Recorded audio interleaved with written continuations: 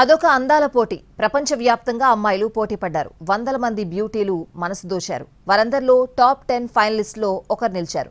ఇది రెగ్యులర్ వార్తే కాదా అని కొట్టిపారేకండి.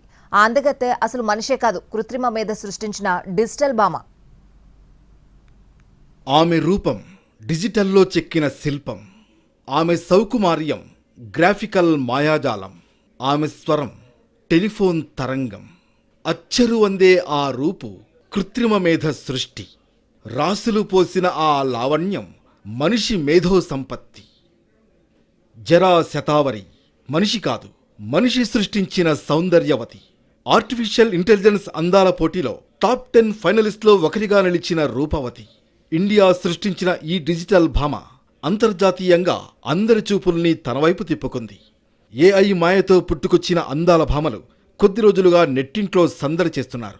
Reels, commercial ads, news readers, ఇలా గ్రాఫికల్ సుందరులకు లెక్కే లేదు. మాయా, పూజ, ఇప్పుడు జరా. ఊహా సుందరుల కోసం ఫ్యాన్ వ్యూ అనే సంస్థ అందాల పోటీలకు సిద్ధమైంది.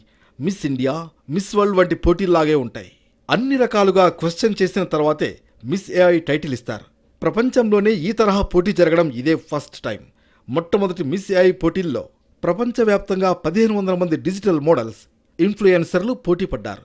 వీరిలో నుంచి టాప్ 10 ఫైనలిస్టుల్ని ఎంపిక చేశారు. అందులో భారత్కు చెందిన జరా శతావరి చోటు దక్కించుకుంది.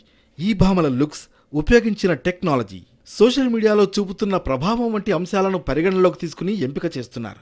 త్వరలోనే మిస్ ఏఐ విజేతలని ప్రకటిస్తారు. మరి ఈ పోటీల్లో మన గ్రాఫికల్ సుందరికి అందాల కిరీటం దక్కాలని ఆశిద్దాం.